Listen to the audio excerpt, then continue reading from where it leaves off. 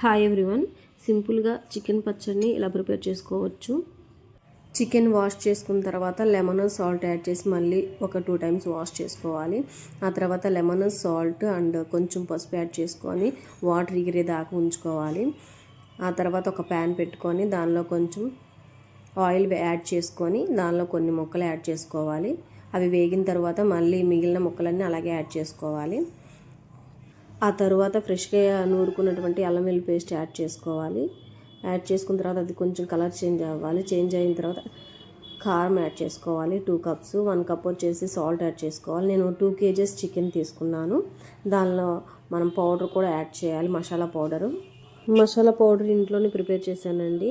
దీనికి సంబంధించిన full video నా ఛానల్లో ఉంది. చూడాలనుకుంటే చూడండి ఒకసారి, మీకు అర్థమవుతుంది పూర్తిగా.